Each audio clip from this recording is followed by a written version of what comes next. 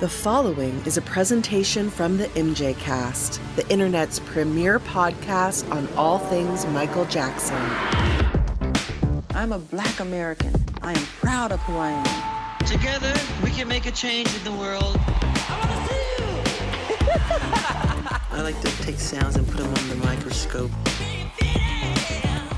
There's a driving bass, you become the bass. Let the music write itself. I don't sing it if I don't mean it. Welcome to the MJCast, your source of news, discussion, and interviews on the King of Pop. Hello and welcome to the MJCast. I'm your host, Jamon Bull, and we are launching right into season 11. How exciting! 10 years on and going strong. And we've got a great season ahead planned for our listeners with some exciting guests coming on, lots of news to cover, hopefully some more roundtables on different Michael albums or tours and those kind of things, but definitely some good episodes coming up. We're coming into a really important month, actually, and we'll cover why and some of the stories we've got coming up. But before we get to that, a couple of guests here. Charlie Thomson, not really a guest, more a co-host. Welcome back. How are you? Yeah, I'm okay, thank you. How are you doing? Really good. Excited for this new season. How are you feeling about our upcoming season? Well, I'm always excited by a new season of the MJCast. I think the show does a fantastic job of both capturing important interviews with people while we can, getting their stories on record, and also keeping the community up to date with news and information. And I think in the coming months, our role there is going to be very important. Agreed. Now, we've also got Mr. Paul Black here as well. Paul, how are you going? I'm doing pretty good. Good to be here. Great to be on with both of you guys. This is awesome. Yeah. It's great to hear your voice again. And later in the show, we're going to be covering some important film-related topics. So it's always good to speak with you as a professional film editor. So I can't wait to hear your thoughts on some of those things coming up. Sweet. All right, let's just jump straight into the news, shall we? We'll start off with a couple of really positive topics. So Kingvention is coming back earlier this year than in previous years. They will be having their event on May 24th in London from 10:30 a.m. till 1 in the afternoon, I think, followed by an after party beyond that. They've already announced a couple of guests, Alif Sankey, who of course was a dancer in Smooth Criminal and then continued working with Michael Jackson right up until This Is It, where she became an associate producer and a very important whistleblower around what was going on. And then of course Dave Way, who was a studio engineer, a mix engineer with Michael and worked with him on Remember the Time and I believe other projects throughout the 90s. So I think these are a couple of very interesting guests. More to be announced, of course. And Kingvention is also great, not just because of the guests you get to go and hear the seminar keynote addresses from, but because they also usually have fan exhibitors there. So authors and different folks in the community, artists and different folks who create content or content creators who you can meet and, get to know them and get things signed and that sort of thing. So it should be a good event. Now, Charlie, you are based near London. Are you thinking about going to this or? Possibly. I haven't actually ever been. Quite often circumstances have overtaken. So there's been at least two occasions, I think, when Kingvention has fallen on the day that the Jacksons are playing a concert somewhere else. And I've been at the concerts one time. It happened and I was out of the country. So I've never made it along, but you never know. Maybe I'll go this year. I've thought for a long time they should have you as a guest speaker, actually. You speak so well about the allegations. I would have thought it would be a great topic to get you on the record on at their events. I'm not convinced that Kingvention's ticket buying audience are enthralled with me and a lot of my opinions on things like the Invincible album and the History Tour and Baby Dangling and various other issues. And I'm may well go down at Kingvention like a fart in a spacesuit, to quote the great Billy Connolly. That's hilarious. Yeah, I mean, it sounds like a great event. I mean, if it was closer to where I am, I reckon I'd give it a go. I've been to similar kinds of things, MJ related and otherwise, and it's always fascinating, as with the MJ cast, to hear people, tell their stories, people who were there. I know we're going to be talking about Brad Sundberg coming up. That's just so invaluable to hear people who were there in the room or part of projects, to hear their stories. It's a great opportunity. So yeah, I would love to go if anyone's has the opportunity to go. Yeah, I recommend. I think at the time of recording, they might only have something like 60 tickets left. So they're selling out quickly, and I would recommend if fans want to go. They're a tried and true event, and usually it goes down really well. So likewise, what you're saying, Paul, I'd love to hear from any listeners that are going, what their experiences are. So it should be pretty good. I'm interested to see who that third guest is. They haven't unveiled yet, but I guess we'll find that out in the coming days. Another news topic to jump into is that Brad Sundberg is bringing his seminar in the studio with MJ back down under. He's coming to Australia shortly, actually, and New Zealand. He's kicking things off with the Brisbane event, which is March 28th and 29th. And he'll be doing his mixing and stories in the studio with MJ event on the Friday night, 5 till 9:30. And then on Saturday, the following day, 10 till 5, he's in the studio with MJ event. From there, he heads over to Auckland for 1 day, Sydney for 2 days, Melbourne for 1 day, wrapping everything up by April 6th. Unfortunately, I will not be in attendance because I happen to be getting surgery on March 28th, on the first day that he's coming to Brisbane, and it's not possible for me to really reschedule that surgery. Unfortunately, I would have loved to have gone, but it is what it is. Now, both of you guys, I believe, have seen Brad in person. You've seen his In the Studio event. What are your thoughts on this coming up? I've been to a number of Brad's seminars in London and Cologne. The one in Cologne was also with Michael Prince and Brad Buxer. And I honestly think that aside from seeing the brothers in concert, Brad's events are the most heartfelt and moving posthumous events that I've ever attended. I don't think I've ever been to one of his seminars and not had a moment at some point that's really moved me in some way. I remember I went to his last London seminar, which I think was in 2023. I very distinctly remember a moment where like half the room was in tears, and I took with me David Lumby. He's a long-time fan, but had never been to one of Brad's events. And I turned around and David was crying.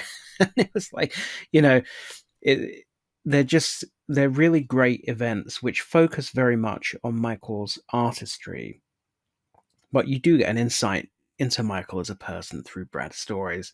And you can tell how much Brad loved Michael. They're always fantastic events to go to. You hear the music in different ways. A lot of people go because they think they're going to hear unreleased material. Firstly, the unreleased material is never good. Secondly, I think it's all been stolen now. I think it's all been bootlegged and stolen. But thirdly, it's never an important part of the event. It just isn't. And it's such a shame that those stupid thieving bootleggers consistently target Brad and steal the stuff that he's playing. They're great events, and I would urge fans to go and attend them, and I would also urge them to behave respectfully towards Brad and do the right thing when they get there. Yes, I've also attended Brad's seminars. I think it was 2017, which is 8 years ago now. Seems like it wasn't that long ago. He did a 2-day event in Sydney. It's fantastic. I echo everything that Charles says. Nobody ever leaves disappointed. It's well worth it. Brad's a great storyteller, and he creates a calm and safe environment for fans and music lovers of any kind, basically. And it's just a fascinating insight into the artistry and the creation of some of the greatest popular music of our time. So I'm hoping to attend myself. I've worked with Brad a little bit before creating content for his seminars. So hopefully I'll be there to lend a hand and help out in any way I can. And yeah, looking forward to it. That sounds great. Really good. We will be recording an episode as well with Brad shortly. He's scheduled to come on the MJCast for our next recording session, and it'll be a fan Q&A. So I doubt this episode will be out in time for listeners to be able to submit questions through hearing from this, but we will be putting a social media post up shortly to collect questions, and the next episode of the MJCast you should hear will be discussing those questions with Brad in promotion for his upcoming Australia and New Zealand tour. So that's very, very exciting. Let's shift gears again and talk about some new, I guess, releases from the estate and Sony Music, who have re-released Michael Jackson's off-the-wall era short films, including Don't Stop Till You Get Enough, Rock With You, and She's Out of My Life. And these are all up on the official YouTube account. I'm very glad to see that they have not been labeled 4K or remastered.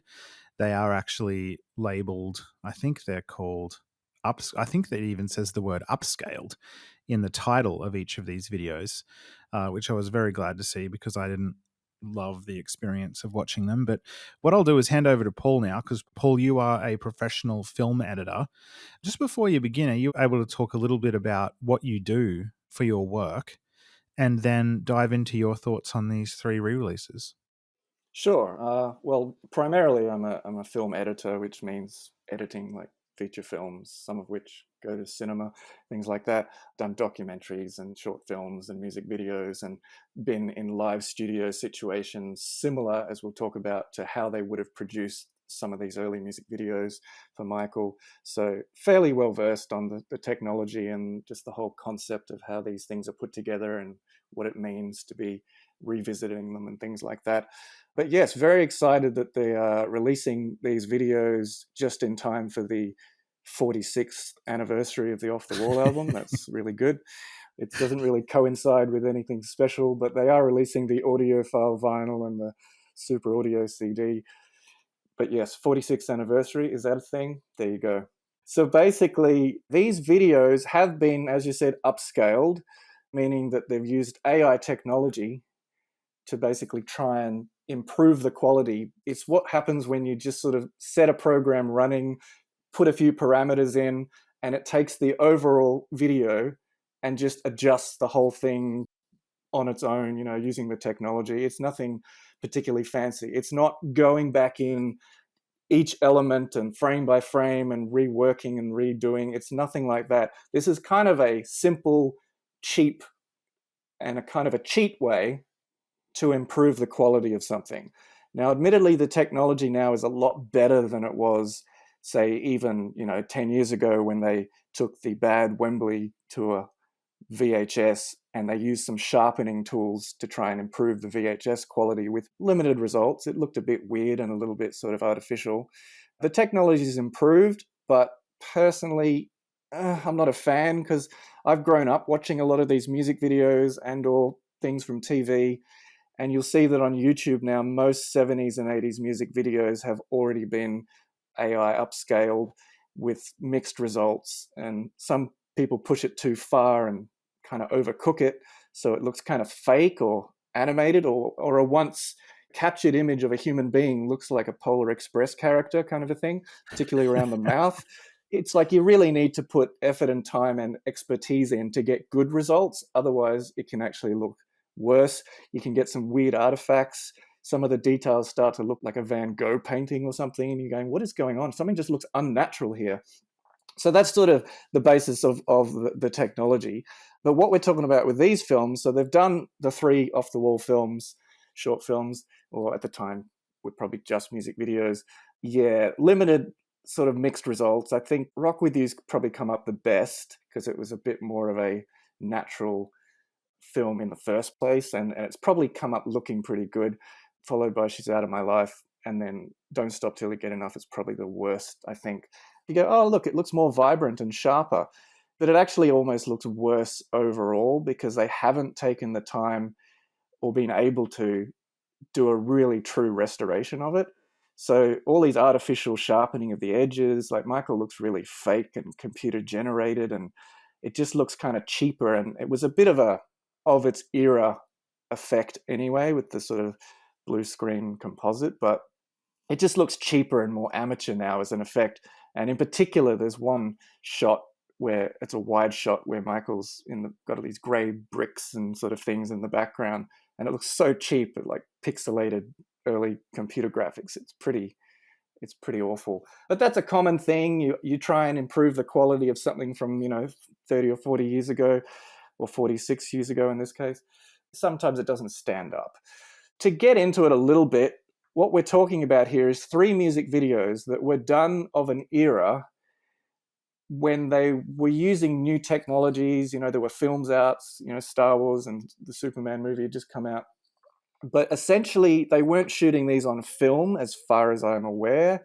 I'm sort of piecing together a lot of this based on my knowledge of what the technology was at the time and looking at the things and research, things like that. But it looks to me like they've basically done these 3 videos in what we'd call a TV studio scenario, which basically means they go in, set up some TV studio cameras, and they're probably recording those down to like a 1-inch tape format, which was pretty popular at the time for broadcast television. So it's like a reel-to-reel tape almost. Pretty sure it'd be that. Could have been a U-matic tape, which is a similar thing, but in an actual cassette. Either way, what they do is they set up these cameras, and if you're in the studio control room at the time, you'd see what they're shooting. They do a thing called like analog compositing. So they'll go, look, camera 1, we're going to actually put you in the left quarter of the screen on the top left. And then camera 2, we're going to put you mostly full screen, sort of filling most of the right side. And we'll have like a border that's kind of like a blurry edge border. It's like using these mixing desks that you can sort of mix video together to have more than one image on at the same time from different cameras. So basically you've got that kind of look. They usually try and use a black background, like in She's Out of My Life and Rock With You to an extent, so that you can't see the edges where the images join. Mm-hmm. The downside of that, of course, as you probably know from Rock With You and She's Out of My Life, is if Michael moves too much, he'll move out of his little window and his face will start to get cut off, and you'll see this, he dips into a black blurry edge border. So that's kind of basically the technology. And if you were in the control room at the time, you would literally see those effects on the monitors, and then they'd record them to tape. So it's kind of all baked in. Then they would do a few takes, and there'd be some limited editing to just put the best bits together and things like that. Similarly with Don't Stop Till You Get Enough, blue screen chroma key, they'd call it, chroma meaning color, and they would remove the color from the background and put in a background plate. In that case, it's kind of like sort of a space agey looking disco setting made of glass kind of thing. And they would do the similar thing. They would create those effects live in real time in the studio and then record them down to a master tape that again may be kind of edited. So that's kind of what we're dealing with. If you've ever seen like behind the scenes of some of these things, like on the Elvis Aloha from Hawaii concert special, there's a special edition that shows all the behind the scenes studio footage as they did it. And you can see all the outtakes and him talking and them going, okay, ready and action and all that. And you can kind of see the way they do it back then, how they composite and split screen it, and they do it all live. So that's the foundation of what these videos are. The issue with that when it comes to attempting to remaster these and bringing them up to today's standards is they probably, my guess, being that it was so long ago and that Michael wasn't the biggest artist of all time back in 1978, 79, so they probably just did these things and didn't keep all of the original elements if there were any. So you're kind of stuck with a master tape, whatever format that was on, probably a 1-inch tape reel or a U-matic tape, where everything's baked in and done. And the only thing you can really do is use AI technology to upscale it. However, if you did have access to the original elements, even for example, maybe they did multiple takes and you've got the original tapes before they composited them and edited them together, that would be slightly better quality, because if people aren't aware what used to happen in those days and right through the 80s and 90s, every time you do an effect or dub or edit from tape to tape, you are losing a generation of quality. So there's a generation loss. You may remember from seeing a lot of older films before they got really good at remastering these, that sometimes the quality would be fantastic, and then it'd get to a shot where you go, oh, why does it look kind of blurry or a bit not as good? And then you'd see there's a dissolve or a visual effect, and you're like, oh, okay. Because the visual effects, they couldn't upscale from the original source, so they end up just looking a bit less quality because they were all baked in. So they took everything else from an original negative except for the effect part. So anyway, it's a bit complicated and technical and possibly boring, but essentially this is what we're dealing with. So the idea would be, do they ever even have any original elements? Do they have any of the original tapes or reels that they dubbed to in that studio session for each video? Possibly even Michael on blue screen for Don't Stop Till You Get Enough. They could have composited it later as an effect, but I feel like they probably did it in the studio. It's very quick, very easy. It doesn't take as much time. So my guess would be that they don't have access to any of these original elements.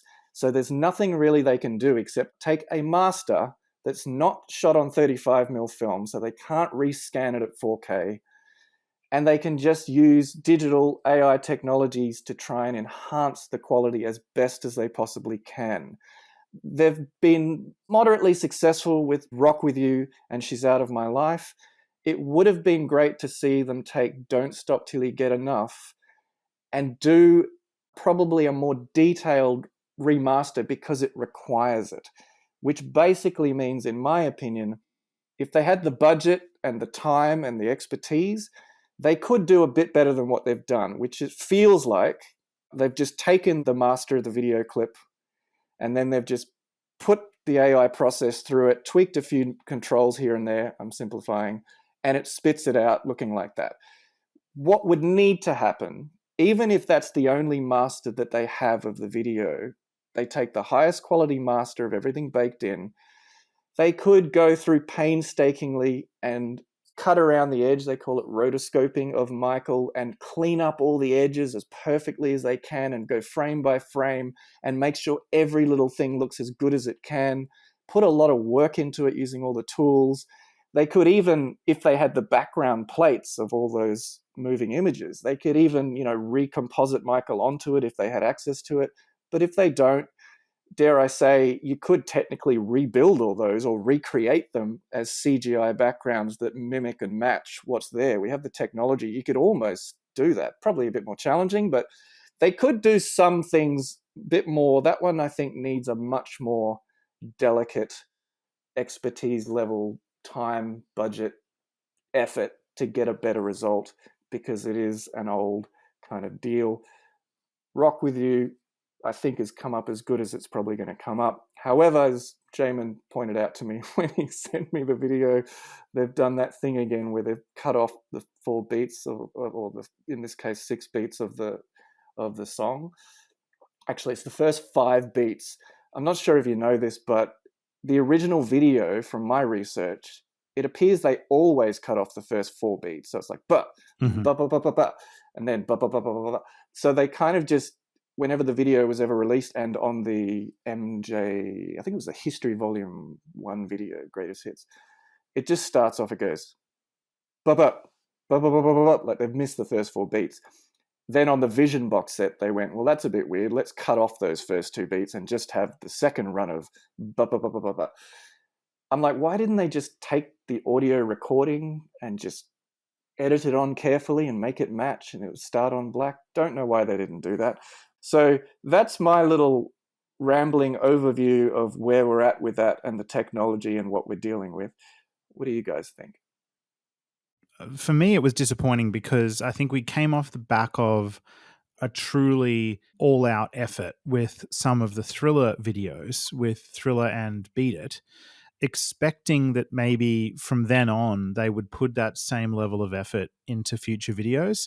Now, I understand the complexity around these and what source material was or was not available. But yeah, it was disappointing that they sort of followed up their efforts with the Thriller ones with these.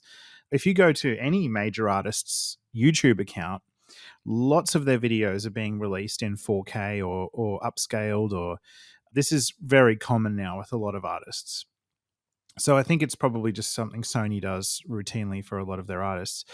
I just think even if they did have access to the original source material, like the original, like you were saying, Paul, with how they might have had 3 different cameras filming those different angles for the original, especially Rock With You and She's Out of My Life videos. Even if they had them, their ability to edit the footage in the same way that they did at the time would be almost impossible, right? Like those little errors they have with Michael going off frame.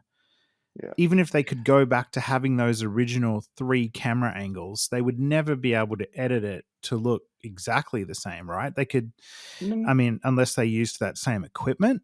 Not really. It's not the equipment, because you can use digital equipment to try and replicate a 70s or an 80s look. I mean, people are doing it now with their films and things. They're trying to go for that retro vibe, and they're doing all sorts of things.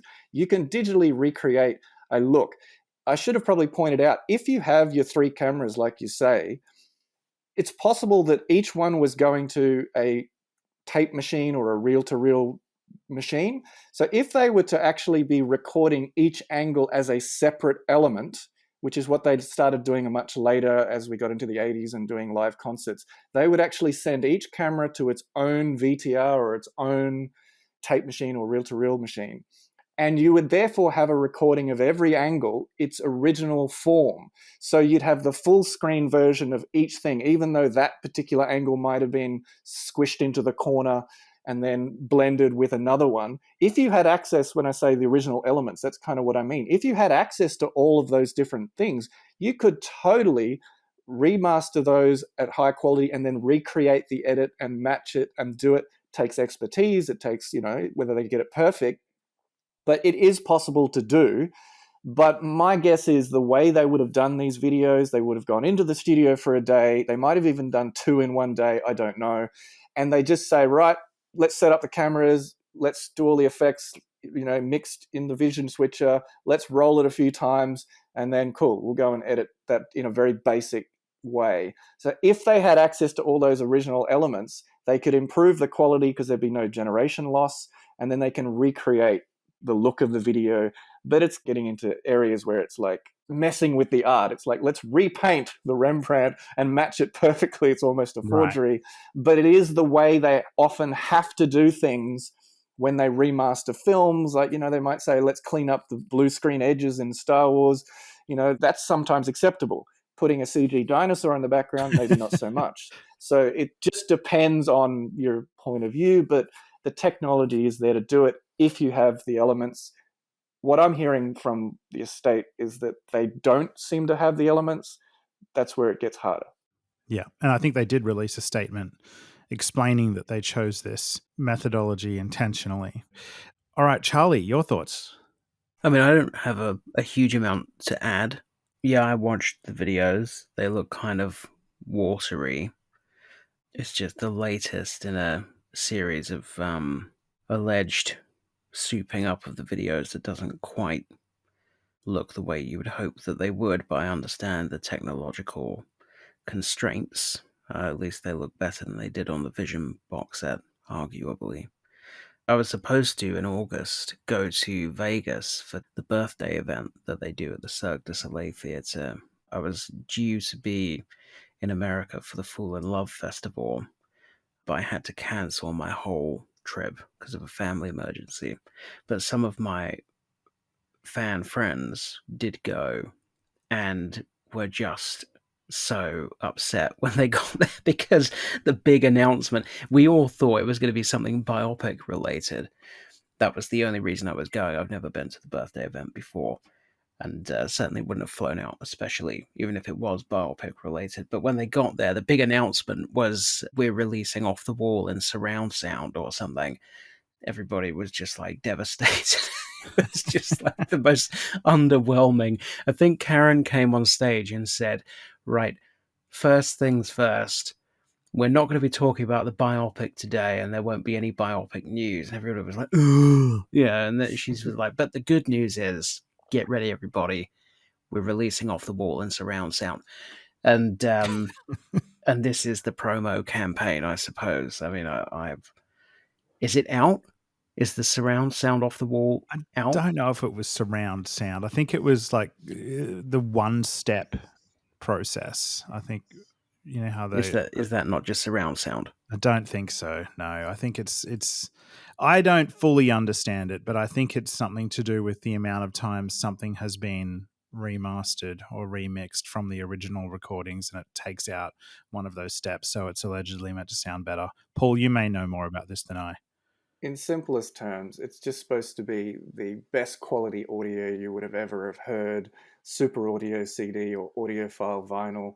It's just supposed to be the purest quality. Most people honestly would not be able to tell the difference, but that's what they call it, audiophile. If you're like an obsessive audio person who really knows audio quality and works in that arena or just is passionate about it, you'd probably go, wow, this is pure. And you'd have to have a really incredible sound system to appreciate it. If you heard it in a studio, you'd be like, this sounds incredible. But who has that these days? Most people are listening to things with earbuds and on small devices. And who has a stereo with massive speakers in their home anymore? So, yeah. But I believe that came out in January or February, I think. Yeah, I'm looking at it now online. It's $125 American. Worth it. Oh my God. I'm sure there are some fans who bought 10 copies each to try and get it to number one. So commiserations. Yeah.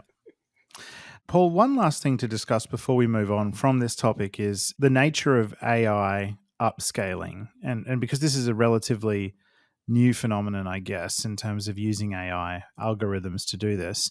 One thing I've tended to notice, and I'm wondering whether I'm alone in this or not, but when you watch AI remastered video, because a lot of fans they do this. They have like AI tools and they run Michael footage through them. And often I find that when Michael is stationary in the image, it doesn't look too bad. But as soon as he starts moving around, then the texture on his skin goes really, really smooth. Things start disappearing. So like the cleft in his chin will just disappear and reappear in some of the fan AI remastered footage that comes out. And it happens again in some of this footage where like the little strands down over his forehead, the hair strands sort of come in and out. And I'm just wondering whether you picked that up or is that just me going crazy looking at it? No, absolutely. Most people may not, but me being me, doing what I do, like the attention to detail, etc., that's what I see. And I sort of alluded to this before. I'm saying that you get mixed results. And if you aren't an expert and using high quality equipment to do it and doing it, painstakingly, if you just chuck it in the thing and say, go, some parts will work better than others. So you really need to try and, work through it frame by frame in a way if you want to do it properly. But yeah, you basically have an AI or a computer plug-in or sort of, basically some kind of technology that's attempting to kind of read all that data and information and approximate and guess, that's what AI is, what it's supposed to be.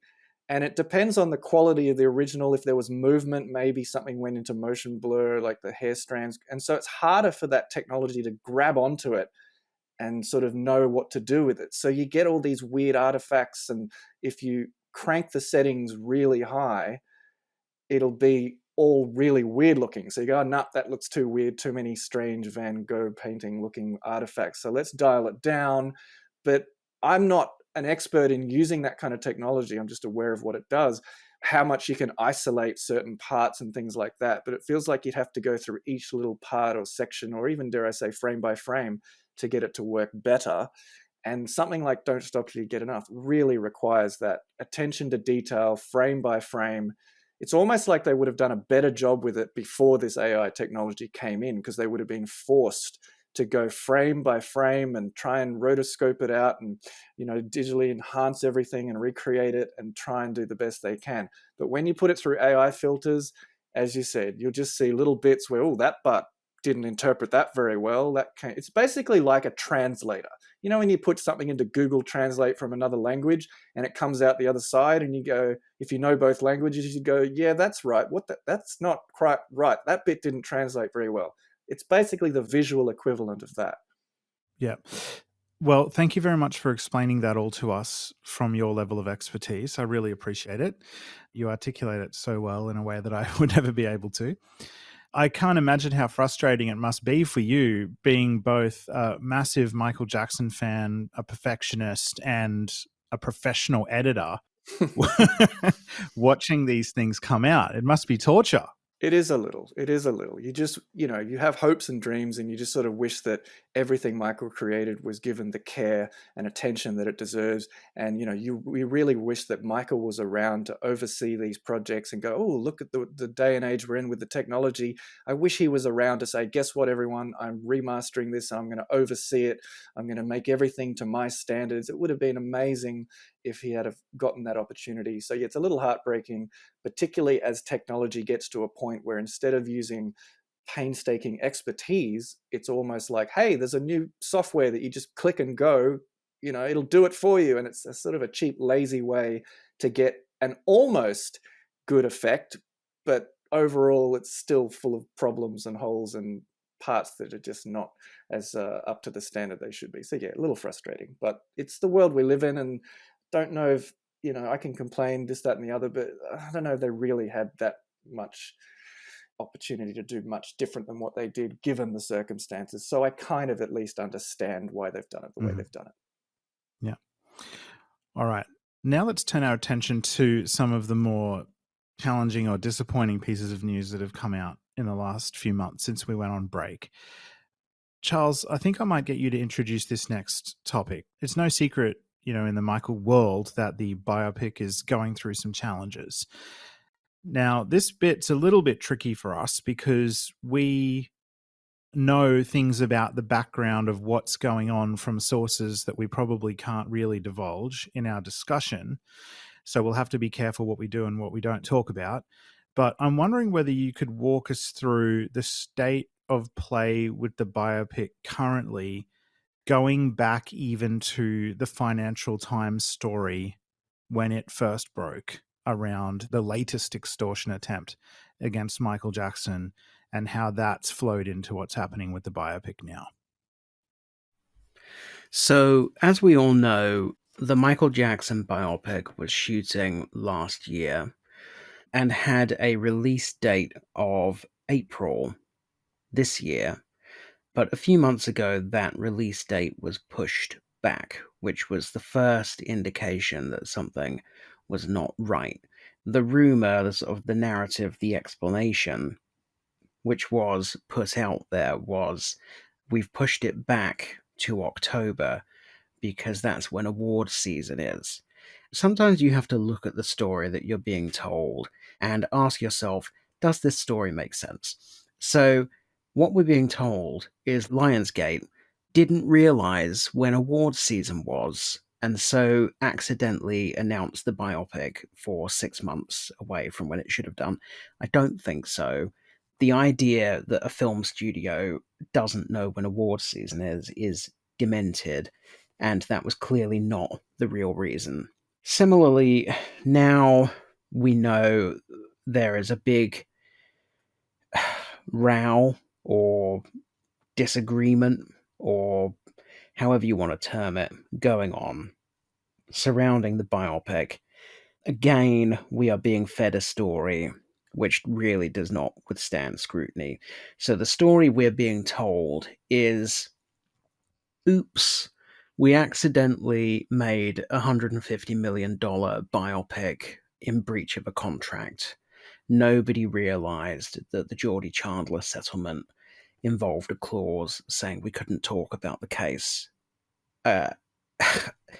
If you believe that, I've got some glorious oceanfront property to sell you in Peckham. Okay, so this is so stupid as an explanation that I can barely believe that anybody thinks we're going to believe it. But okay, so the story of this issue broke, I don't know when now, maybe 6 weeks ago or something, maybe slightly less. I think the closest we've got to the proper explanation, which chimes with the information, I already knew this was all going on quite a while ago. So anyway, There is a version of the story which is in the public domain, which would chime with the information that I already had. So what I'm going to do is I'm going to read it to you. It came from a journalist called Matt Belloni. That's Bell, not the sausage or whatever it is that is synonymous with bullshit. So he hosts a Hollywood podcast called The Town, where he gives a lot of insider information about Hollywood projects. So let me just read you what Belloni said. The catalyst for all of this was a September story in the Financial Times that revealed Branca had made secret hush money payments to 5 accusers who had come forward after HBO aired the 2019 documentary Leaving Neverland, which focused on accusers Wade Robson and James Safechuck. According to the FT, these new accusers threatened to go public with claims that Jackson had acted inappropriately, and the estate agreed to collectively pay them $16.5 million to stay quiet. Then, last year, as the payments neared their end, one of the 5 accusers allegedly violated the agreement, seeking an additional $213 million. So the estate brought an arbitration claim against him. When the FT found out about the payments, so did the Michael filmmakers and their studio partners, who didn't love being blindsided. What else has the estate not revealed? Everyone involved knows the movie will have a giant target on it when it's released. Michael Jackson has always been a magnet for crazy people and litigious crazy people. Everything about Michael needs to be airtight, and the filmmakers feared that any noise around Jackson from new accusers could damage the film's reception. The estate is already battling in court against Robson and Safechuck, although a planned trial early this year has been delayed until 2026. So that's an excerpt from the story by Matt Belloni. What has happened is this. I'm just going to recap. When we're talking about the FT story, what we're talking about is a revelation that came in about September last year that a group of individuals had threatened to make allegations against Michael Jackson and had weaponized the threat of making allegations to obtain money from his estate. And my understanding of the circumstances from which this situation arose is that in 2019, amid the Leaving Neverland fallout, the estate approached the individuals involved and said, would you be willing to give some interviews supporting Michael? Because we're under a lot of pressure right now. And they said, how much are you paying? And the estate said, well, we weren't going to pay anything for obvious reasons. I mean, of course, the second a journalist asked them, are you being paid to give us this interview? And they said, yes, the whole thing would turn into a PR disaster. So the response that came back was words to the effect of, well, if you're not paying us, then I'm sure someone else will pay us, and who knows what they'll want us to say for the money. So it was a threat. It was an obvious threat of allegations. If we wanted to, we could get paid to make allegations. And so the estate did a deal with the individuals involved where it bought the rights to their life story. 5 years later, news hits the press that the Michael Jackson estate is in talks to sell half of Michael's personal music catalog for around $600 million. And one of the individuals, through their lawyer, comes back to the estate and essentially says, I understand you're about to come into a very large amount of money. I want another $213 million. And if I don't get it, then I may have to expand the circle of knowledge around our arrangement.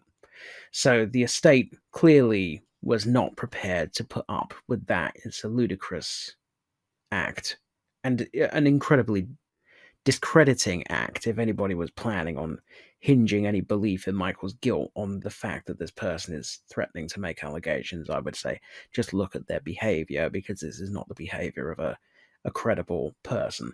But the estate commenced legal action. They went to the US Attorney's office and said, we need this situation dealt with. We have a legally binding agreement with this individual. They're now trying to extort more than $200 million out of us, and we want you to intervene and enforce the contract, order them compel them to abide by the terms of the contract we've already signed.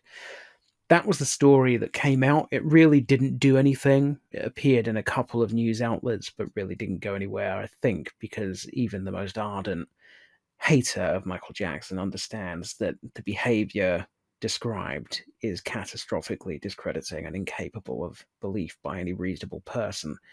However, what it did do was it spooked Lionsgate, as Baloney has reported. Lionsgate has invested a substantial amount of money, over $100 million, in a Michael Jackson biopic. It's the most expensive biopic that's ever been made. And the narrative of the biopic revolved very heavily around the allegations. It depicted the raid on Neverland. It depicted the forced naked photo shoot Michael Jackson was subjected to by the government. And it really used the allegations in 1993 as a narrative spine. So it was kind of flashing backwards and forwards between what's going on in 1993 and how did we get here. It was a very crucial part of the film, and that was driven in no small part by Graham King, the producer, who is a huge supporter of Michael and has researched the topic in a massive amount of detail and is very convinced, as I understand it, of Michael's innocence and wanted to make that very central to the film.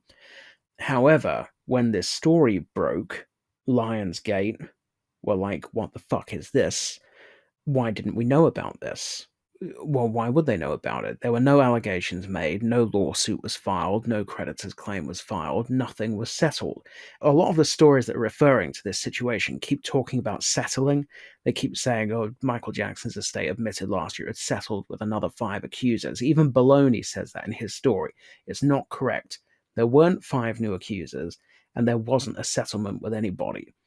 There was one individual, or possibly 2 individuals, who threatened that they could, if they wanted to, make money from allegations. The estate learned its lesson from the Chandler case, let's put it that way. So in the Chandler case, there was a settlement with Geordie, Evan, and June. What then happened was Evan's brother, Ray, released a book. And that book had clearly all come from Evan, all the way through. Ray just writes, Evan once told me this. At the time, Evan told me that. I understood from Evan that this was the case. So essentially it's Evan's book, but it's written in his brother Ray's name. And so the estate seems to have learned from its mistake there. So in addition to striking a deal with the individual or individuals who were threatening to sell allegations to the media, it did a deal with others around them, which would have precluded a Ray Chandler type flouting of the agreement. There are no new accusers formally. There have been no lawsuits, nothing like that. But Lionsgate have read the press reports and are just like, this has come out in the press. How do we know there aren't others that haven't come out in the press? How do we know someone else isn't going to come forward the week our movie comes out? So we have spent an astronomical sum of money making a film all about how Michael was the victim of an extortion plot. And for all we know, some bomb is going to go off the week it comes out, which is going to catastrophically undermine the position that we've taken. So there have now been reshoots ordered. I understand that the reshoots are... I have to think carefully about what I say. I understand that the reshoots are to do with a rewriting of the narrative of the film, which will now substantially dodge the 1993 issue, whereas it was previously heavily built around the 1993 issue. Those reshoots are due to take place in the coming months, but obviously it's a big cast with some big hitters in it, like Coleman Domingo and Miles Teller. So when they will be able to get everybody together to do the reshoots, I don't know. There's a lot of post that needs to be done. I believe CGI is going to be involved in helping Jafar to look even more like Michael. I would not be surprised if the new October date also became ineffective. although it's not been announced so far that there's a delay. I wouldn't be surprised if there was a delay. So that's the situation as I understand it at the moment. Do you know anything about what is being reshot and whether, I mean, you mentioned earlier that the 93 allegations and the photo shoot and all of that would be a central part to the film. Do you know to what extent that stuff is being is it being completely removed, or are they just watering it down to be sort of like a side plot? Or because my concern is it's going to extinguish any discussion around the allegations, and that's not a truthful telling of Michael's story, if we're going to be honest. I mean, yes, greatest entertainer ever, changed the world, all the good stuff. Yes, they can, you know, obviously going to include plastic surgery stuff and all of that as well, and the vitiligo. But unless you tell the story of Michael's relationship with certain families and children, you're not telling the Michael Jackson story. Well, I certainly agree with you there. I think it would be a catastrophic error to remove all reference to the allegations from the film. I think it will lead to widespread ridicule and criticism if they do that. I mean, in a sense, they are damned if they do and damned if they don't, because the media will attack this film. There's absolutely no question about that. They will attack it. They will attack it in every way that they can attack it. They will attack it through their reviews. They will attack it through their news coverage. They will attack it through their questions on red carpets. They will attack it by digging out tweets from people that have seen the film and said something critical about it. It will be criticized from every possible angle by the press. So, in a sense, if they leave the allegations out and get a lot of criticism about it, well, whatever they do, they're going to get criticized, so who cares, right? But in terms of Michael's legacy and in terms of rehabilitation of his image, I think it could not be more important that the allegations are tackled in a factual way in the biopic. I think it would be the single most powerful tool that there has ever been for telling that story correctly and getting the true narrative and timeline of those allegations out into the public domain. I'm not involved in the biopic. I'm not involved in discussions about the biopic. I haven't seen a revised script. I haven't seen a shooting schedule. I don't know what's been cut out. I don't know what's being shot or reshot. However, there is information in the public domain about the fact that Lionsgate was not happy with the news that came out via the FT article last autumn, and that clearly has provoked a substantial dialogue, let's put it that way. And again, I would stress, do you believe that they invested $150 million in a movie and accidentally forgot that there was a clause in the settlement agreement from 93 which said you can't do this? In my submission, Your Honor, you would have to be completely and utterly demented to believe such a cockamamie story. And so the question you must ask yourself is, what is the real story? I mean, if that was a true story, then everybody involved would be so utterly incompetent that it is inconceivable. It's just inconceivable on a project of this size and this budget that could have happened, that they could have commissioned the script, shot the movie, and then gone, oops, forgot about that. I mean, it's so incapable of belief. So something else is clearly going on here, and you can draw your own inferences as to what that is.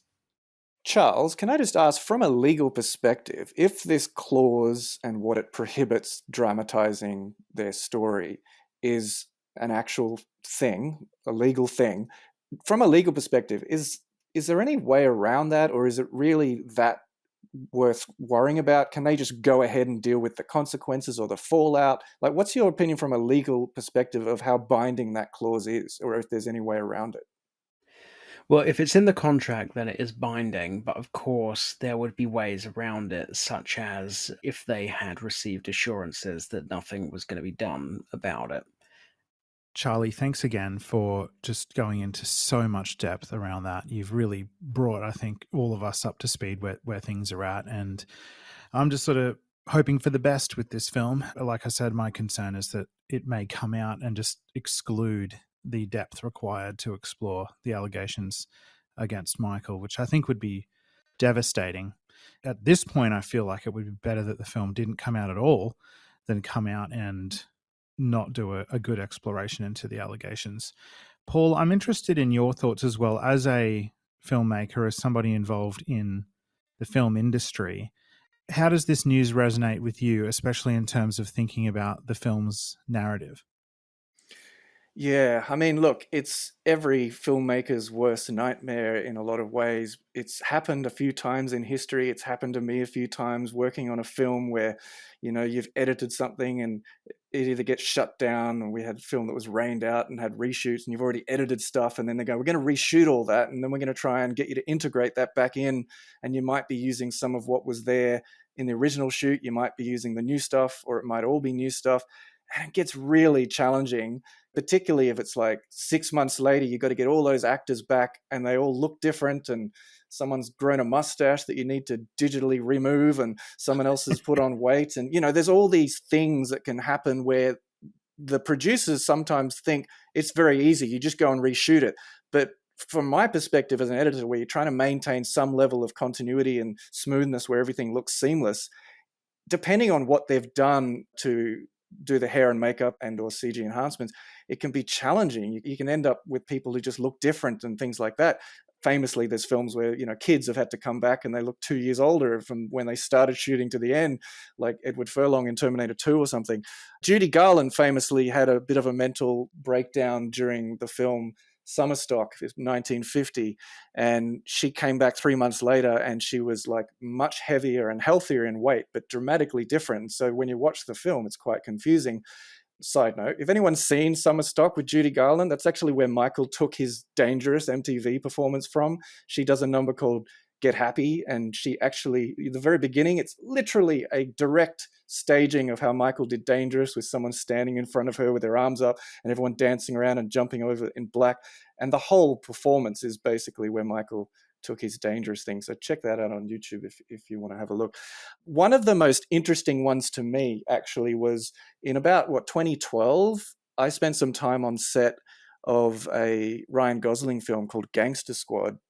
And they had this massive production, millions of dollars, in Hollywood Boulevard, set at the Chinese Theater, Grauman's Chinese Theater, famous iconic theater. And they'd redesigned everything in the street and the theater to look like 1920s gangster type stuff.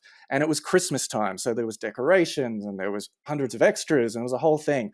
And this was the big climax finale of the film. And I was fascinated and I'm like, wow, this is really exciting. And look what they've done. It's a huge spectacle, cost a fortune, the amount of hours and time they had to shut down Hollywood Boulevard for like 3 nights, and it was so expensive. But the premise of what it was, there was a big, massive gangster shootout inside the cinema where the gangsters came in and started shooting at everybody, and all these extras are running out of the cinema. It was this whole action scene. Unfortunately, what happened during post-production, you may recall, was there was a tragic incident in Colorado during a midnight screening of The Dark Knight Rises, Chris Nolan's film, where somebody came in and was shooting people, and there was a very tragic situation where 12 people died and a whole bunch of people were injured. So the studio had to deal with that, and they sort of went, what are we going to do? So they had to literally scrap that entire shoot and reconvene and stage an entirely new shoot set in Chinatown, completely different thing, to avoid that issue, which no one could have foreseen. So it's just another example of these things that can happen that cost millions of dollars, and it's everyone's worst nightmare, and it's a really challenging thing to deal with, and sometimes can be quite heartbreaking. So when I heard about this, it made me really think back and think, wow, that's going to be so challenging for the people involved in actually doing the production. When you're trying to edit things on set and all the footage is coming in, and then from what I've understood about the biopic, the whole final act was shot and everything is possibly in its early editing stages or fine editing stages, who knows. So now they've got to go, either we're throwing it all out or we're going to start getting all these new footage in, which has sort of already got problematic things where we're trying to dodge certain things. We're sort of going to talk about this, but maybe we're going to make it more generic. Maybe it's going to allude to this. We're going to be mixing, matching some footage. We have to recreate things just from a post-production standpoint. It's going to be really, really challenging for them to try and get all that to fit together and hope that the continuity works. And that's one of the biggest problems with film in general in post, is they say that you write a script or a story 3 times in filmmaking. You write the original script, then on set, you're basically rewriting it again as you shoot, because a lot of things change and it is what it is when you do it. And then the final draft of the script is the editing process, where you literally have almost carte blanche to basically rewrite everything, take things out, put things in, restructure things, move things around, add dialogue lines and audio. You can do all of these different things to reshape a film. But famously, a lot of films get ruined in that process because there's either too many cooks, or the studios are saying this, or there's limitations and everyone's giving notes and everyone has different opinions. So when you have a situation like this with the biopic, where you're trying to tell a story organically, and a truthful, natural, organic story, but you've got all these limitations of people trying to tie your hands behind your back, it could end up becoming really clunky and messy and seeming really weird. And when the audience watches it, they'll be like, something just felt weird, or it just felt really messy or imbalanced, or this thing happened, but then it didn't really pay off. And we'd know these are all remnants left over from the original script or from the original shoot, and they wanted to go here, but they couldn't. So they tried to include some and not others. And then it's just really hard as a creative storyteller and as a filmmaker to kind of tell the story you want when you've got these kinds of limitations, legal or otherwise. It's going to make the film a real challenge for the people producing and editing and making it, to make it as smooth and seamless and organic and pure as it otherwise would have been if they didn't have these restrictions. So that's the first main issue. It's going to be a nightmare. They'll pull it off. Professionals, they'll be able to do it. They'll work it through, but it's definitely going to be a challenge. And then on top of that, from my personal sort of opinion as a fan, I was really hoping that, as Charles said, and as you said, Jamon, I was really hoping that this would come out and shed a light and start a conversation and put it out there so that people could then go and do their own research and discover all the facts and all the truth and everything. I was really hoping it wasn't going to shy away from it. So it's kind of devastating news for me. But also just hearing that they were going to sort of try and end the film up to like 1993, there's so much that happened after that, creatively and otherwise, to the story. I was always thinking, how are they ever going to fit Michael's life story into 2 hours when, you know, the Jacksons' An American Dream took 4 hours just to tell the Jackson story up to Victory Tour? It was always going to be a huge challenge unless they just focused on one part of the story. But hearing that they were going to probably cut it off around 93 makes you sort of wonder, is it really the true story? And were they ever going to allude to what happened in the last years leading up to his passing and the celebration that created after his passing? Is that going to be included? Is it not? It's sort of interesting to hear which part of the story they're going to tell. And some people make the mistake of trying to tell too much. And so they've probably tried to simplify it down to the core essence, which, like the Bohemian Rhapsody film, is going to infuriate fans, because what people do when they make films like this, they have to give the essence of the story. But in doing that, they sometimes take 3 or 4 different events at different years in someone's life and consolidate them into one scene.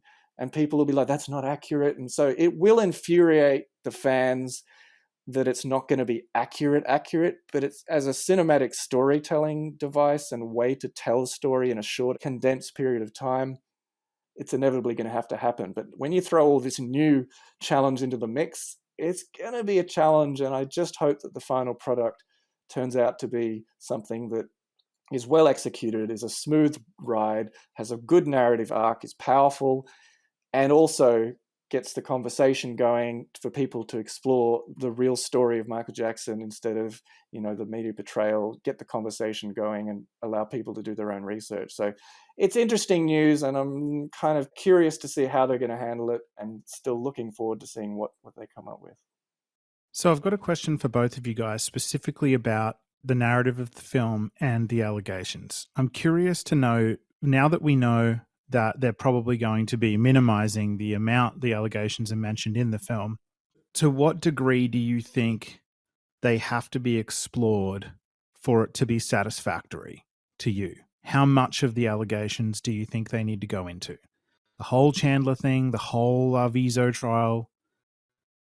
What would you be satisfied with at a minimum standard that they have explored them? Well, like Charles said, if they don't explore it, the backlash will be, oh, they're not even talking about it. They're trying to hide it. They're not portraying it because it's an estate production. They're not telling the truth. They're glossing over. They just want everyone to forget about the allegations and focus on how amazing he was as an entertainer. So it'd be kind of devastating if it's not there at all, or if it's not done to a level where it's significant.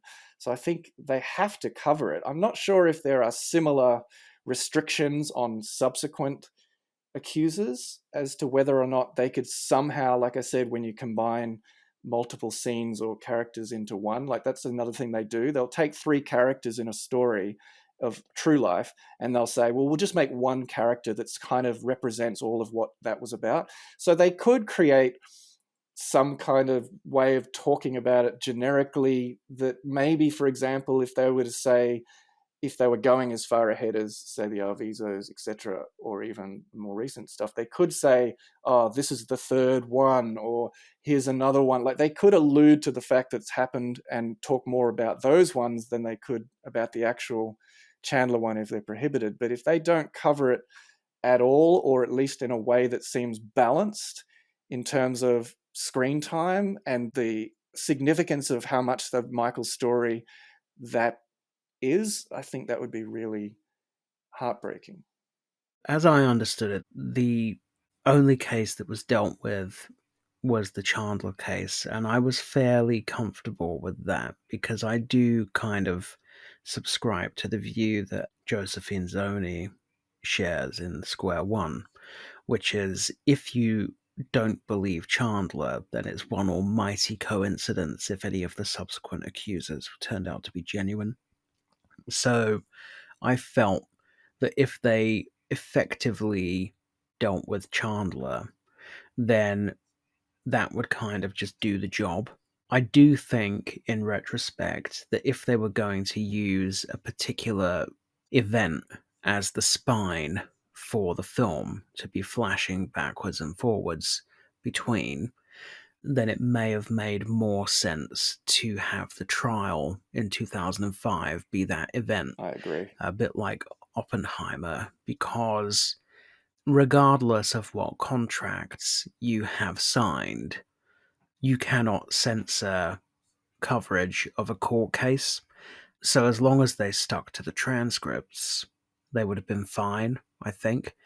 And also, there was a lot of testimony in the trial about the Chandler case. There was also a lot of testimony about Michael's lifestyle generally. There was a lot of talk by Tom Mesereau about Michael's background and his fame and his upbringing and all that stuff. So it would have provided a perfect narrative device to keep chopping backwards and forwards between. I mean, I said years ago, if I was writing it, that's what I would have done. But we are where we are, and I don't know if they have the time and money available to suddenly change the scope that drastically, because then you've created a whole extra 10 years that you really need to fill in as well. So I would agree. I'd say it's too late for that, but you are correct. That would have been a really good structure to have.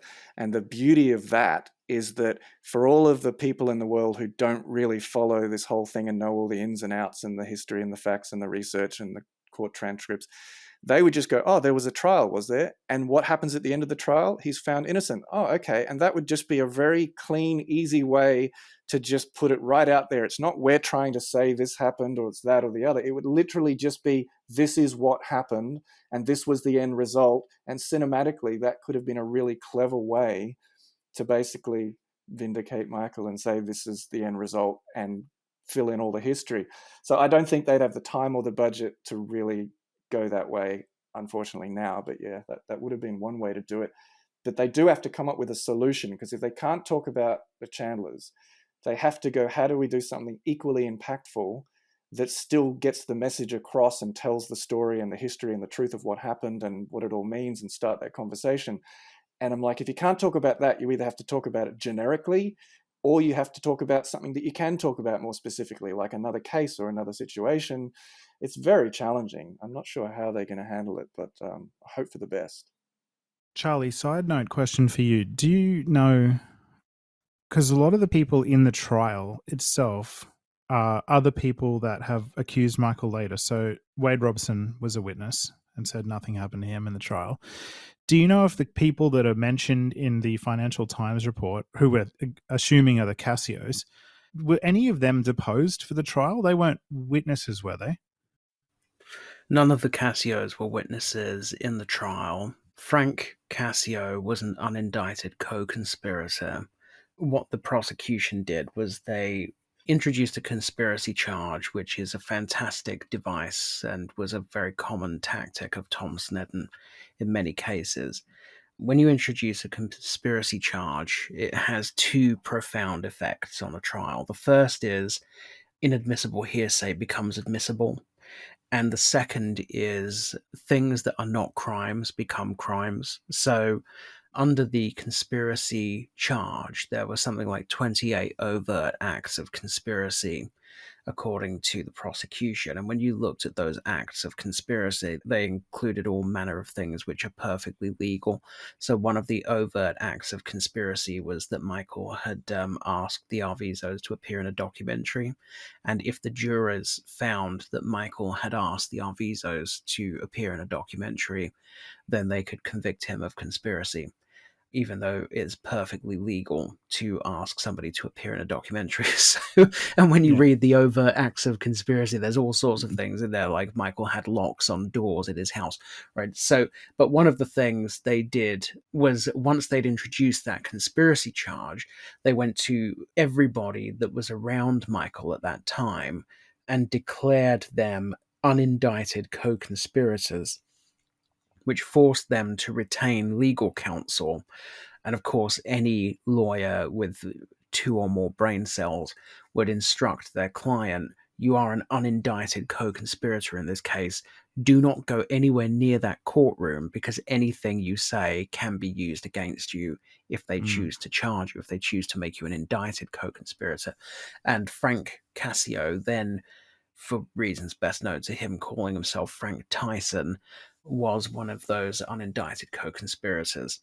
That's why he didn't testify. In terms of the 1108 evidence, which is the prior bad acts evidence, the prosecution sought to introduce evidence of Brett Barnes, Macaulay Culkin, Wade Robson, Geordie Chandler, and Jason Francia allegedly being victims. So they did not produce any evidence at all from anybody that the Cassios had been victims of any kind of crime. So they wouldn't have been called as witnesses in rebuttal to the 1108 evidence.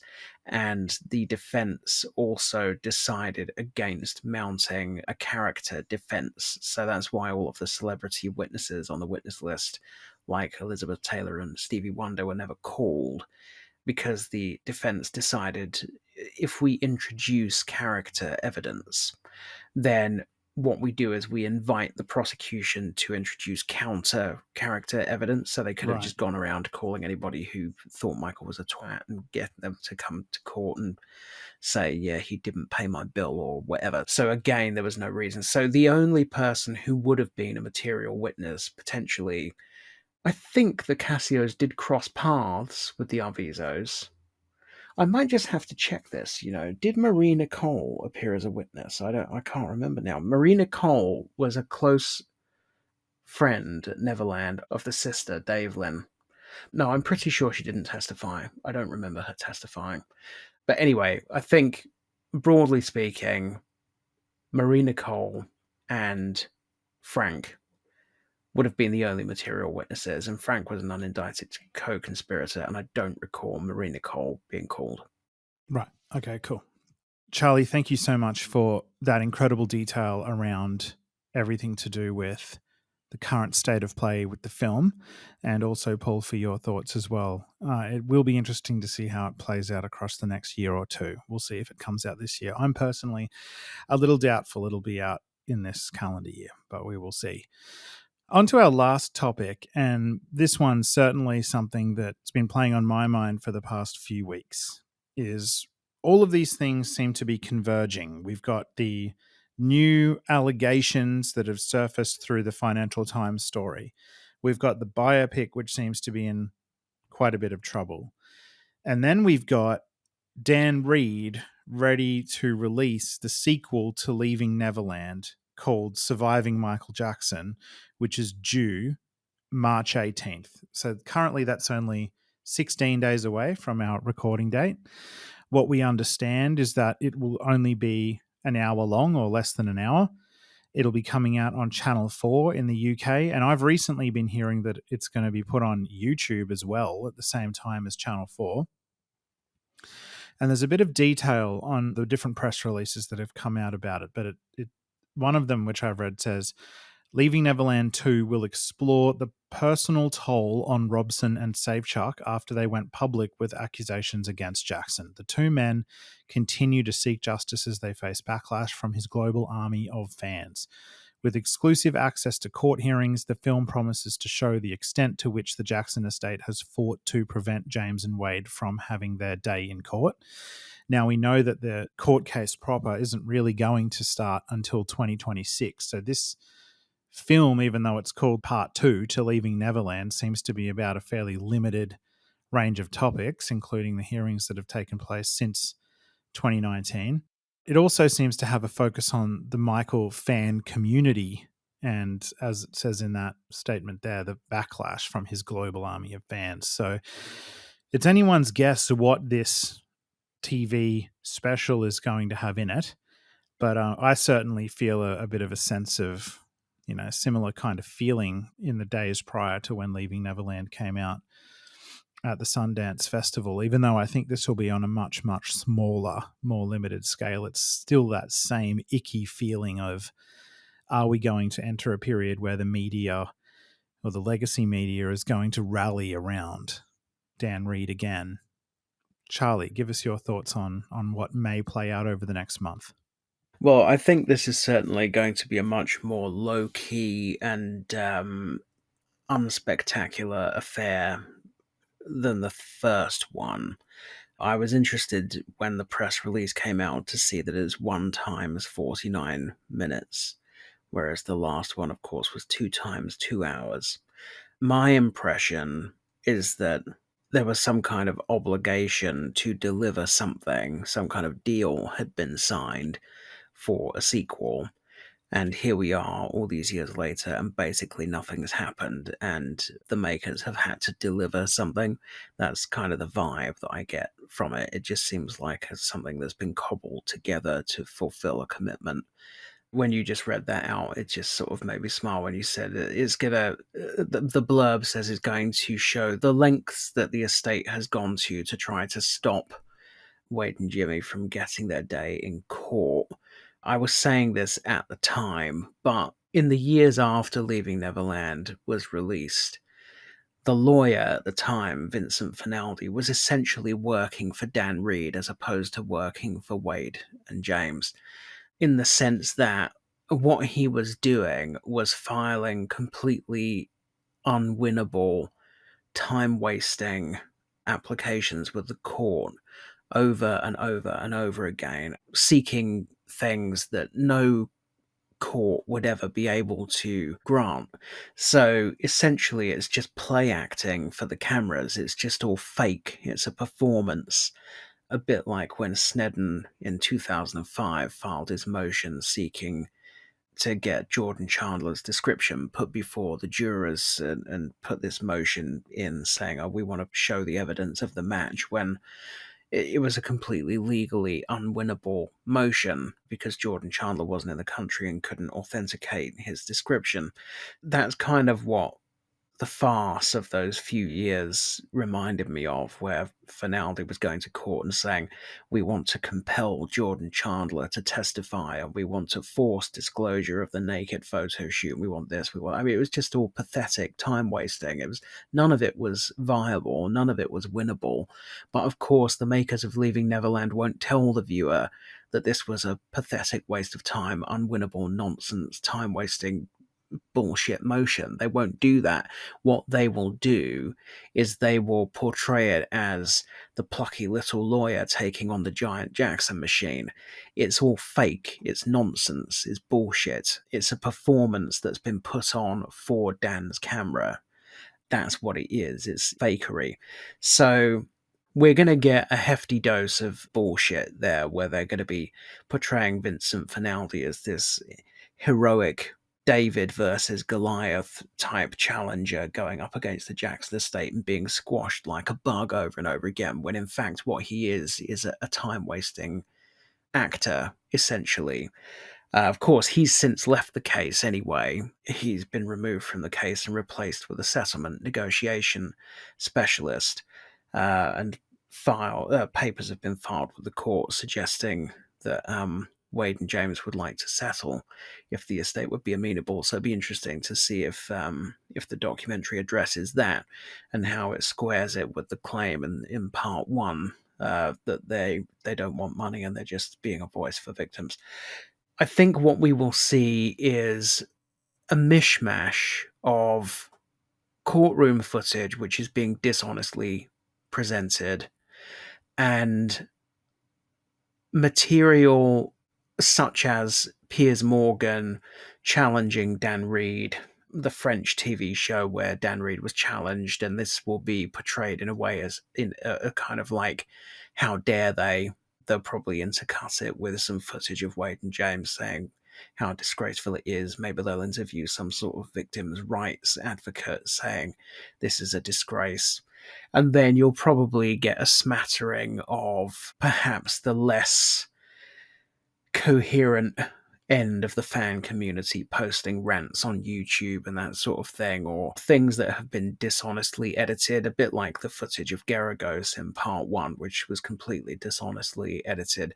You'll get a few clips of fans that have made good points but edited in a way that makes them look like they're being unreasonable or whatever. So it sounds like an attack, because there is a line, I'm looking at the website where they're offering the screener. It's like a PR agency that offers access to the press to like advanced copies of the documentary. And it says it examines the impact of its predecessor on the two men, their families, and on the hardcore MJ fan community. So I think it's going to be portraying the fans as unhinged and incoherent, and it will be effectively Dan Reed taking revenge on everybody that criticized his pathetic non-journalism in the first part. I mean, I'm just reading the blurb on the Screener website. There is not even a pretense at objectivity, so no lesson has been learned on that front. It says, if their cases are successful, the potential positive impact on the United States entertainment industry will be huge. Music and movie companies will no longer be able to shrug off responsibility when one of their stars sexually abuses a minor in their care. They couldn't be making any clearer what side of the fence they're sitting on, so they're still massively partisan, and I'm expecting more of the worst of the first one. However, it sounds like there is no significant new information. There are no new accusers, for example, because we'd already be reading about it in the same way when the first one came out. We were reading months in advance about the seismic revelations, and it was just endless. So I think it's basically a load of nothing. It just comes across as something that's been cobbled together to fulfill a commitment, and it's probably just going to be a sort of Alan Partridge style, Dan Reed using it to poke people in the eye who he thinks made him look like a bit of a tit when the first one came out.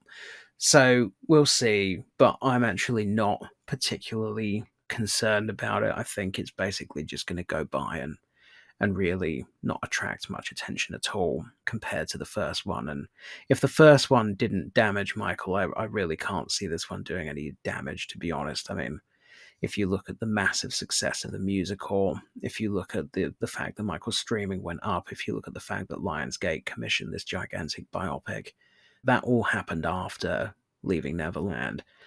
And the idea that this 1 times 49-minute clip show of Dan Reed basically whinging that some people criticized his documentary is going to do any significant damage, I just don't see it. They may also take this as an opportunity to go, if it's just a contractual thing, like maybe we can just use it to take some of the parts from the 4-hour first version and just replay them. You know, if they're just going, oh, we've got to put something together, they might have just said, oh, well, half of the footage will just be a rehash of what was already said before. Who knows? Is there any interest in this really? I mean, to me, it just feels like the big explosive bombshell premise is done, as Charles says. I don't think it's going to have the same kind of impact. The only way this could have been of interest to the world in general or the public is if, I don't know, if Dan Reed somehow figured out that he'd been swindled and the guys had been lying to him all along, then that would be a bombshell documentary he could make about how, oh, that turned out to be that way. That would be a bombshell, but just what they're talking about here doesn't seem like anyone's going to actually care enough to go, oh, you know, this is worth our time. I think, like Charles says, it just sounds like it's going to float by unless they've got something up their sleeve. Well, I think early on people were worried about this having new accusers in it. Yeah. Like with the Financial Times story that we spoke about earlier, the fear was that Leaving Neverland 2 would include allegations from those people, the Cassios. But it doesn't look like that would happen in 47 minutes or whatever it is. So that's very unlikely, I think. And what Charles says makes sense to me. I'm like, why would they even do this? But the contractual obligation to put something out sounds about right. That really rings true to me, because if you don't have new accusers, if you don't have any resolution to the case, there's no new bombshells, there's nothing going on. It's like, what is this? Is this part 2 of 3? Like, what is this about? And the fact that he doesn't seem to have put a lot of effort into making this a big deal in terms of promotion. So Channel 4 UK, cool. HBO obviously couldn't be involved because of the Dangerous Tour contract. But yeah, it's going to premiere on, I think it was Real Stories YouTube channel for free. And I don't know if you saw the statement that Dan Reed put out, but it was this spin that he put on it was premiering this film on YouTube is about breaking down barriers to access and so on and so forth, and about to get it to as many people as possible. And to me, that just sounds like, you know, no one wanted to pay for it. So there you go. I think the HBO thing is interesting. Actually, I forgot to mention that. So, of course, after part 1 came out, the estate filed a case against HBO, not for defamation, because you can't defame the dead, but for breach of contract, because they had a contract with HBO over the broadcast of the 1992 Dangerous concert in Bucharest. Part of that contract, which is quite standard when you're doing a deal to broadcast something with a partner, is that there was a non-disparagement clause in the contract. So non-disparagement means you can't disparage the person you've gone into partnership with. So this contract from 1992 said HBO cannot disparage Michael Jackson. Now, when the estate filed this case, HBO came out, pretty strongly saying this is a disgrace and it's ridiculous. It's a 30-year-old contract. We can't be held to that. And the estate said, well, hang on a minute. There's copyright clauses in this contract that say you can't just broadcast this concert all day, every day if you want to, because that would be detrimental to our interests. Those parts of the contract have not expired. So why would the rest of the contract have expired? So it was a novel approach that they took. The estate sought public arbitration. They asked repeatedly in their legal documents for public arbitration, whereas HBO sought private arbitration, and the court ultimately awarded private arbitration. What that meant was that the case went into secret. It would be completely inaccessible to the public. And we would never, unless one side of the arrangement decided to make it public, we would never find out what the outcome was. Now, a lot of people have read into the fact that HBO is not involved in part two, that HBO has in some way lost that case. A fan has uncovered some court documents showing that a while back the estate formally withdrew its case against HBO. What we don't know is the context in which it was withdrawn. Was it withdrawn because the estate decided we're wasting our time and it's not worth pursuing? Or was it withdrawn because of a settlement out of court, for example, where HBO had accepted that it had breached the contract?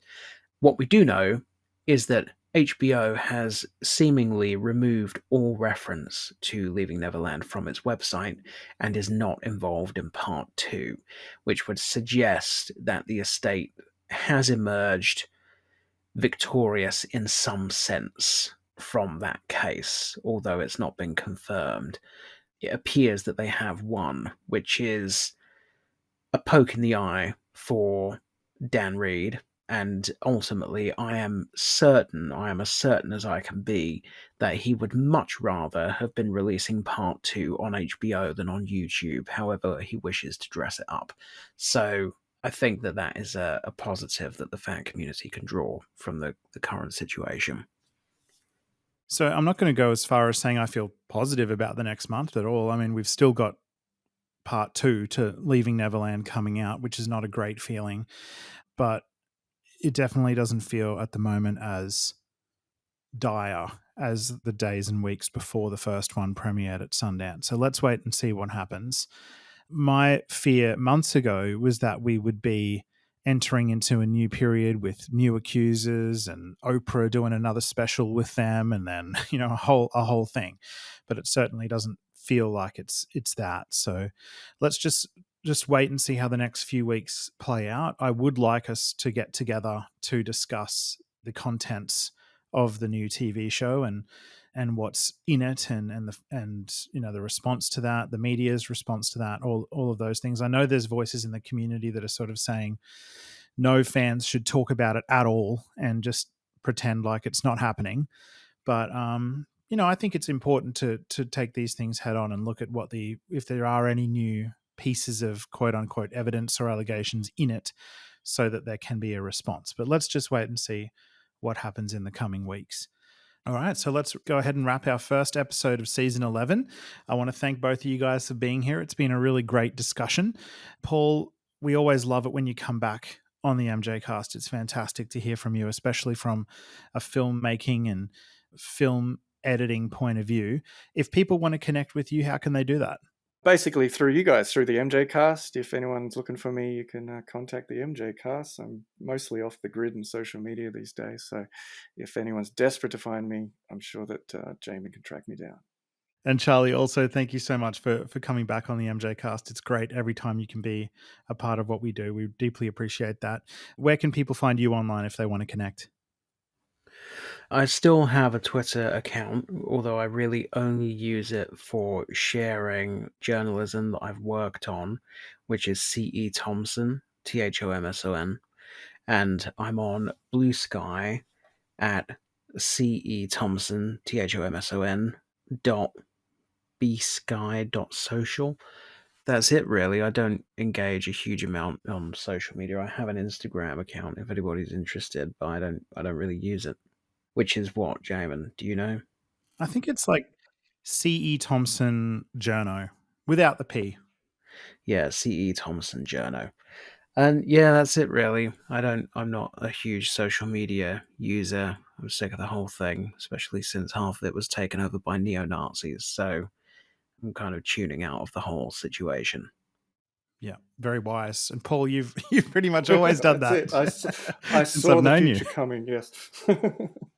Yeah, sidestepped the whole thing. Folks, if you want to connect with us on social media, you certainly can. You can find us at the MJCast on all the major social media networks. We're on Facebook, we're on Instagram, we're on Blue Sky. We're still on Twitter for now. But you can find us at all of those different places. We're also on YouTube. You can email us at themjcast@icloud.com. We would love it if you could subscribe to us as a podcast on any of the major podcasting platforms, Apple Podcasts, Spotify, all of those different places. You can also follow me if you'd like at my personal account. I'm just at Jamon Bull at Blue Sky. I'm pretty much only at Blue Sky these days, but you can find me there, or you can find me at the MJCast, either one. We've got a lot of great episodes in the works for this season. Season 11's shaping up to be very exciting. Well, I think that is a wrap for episode 175, our first episode of season 11. Thank you very much to all of our listeners for tuning in and listening to all the latest Michael Jackson news. And we'll catch you next time. Keep Michaeling.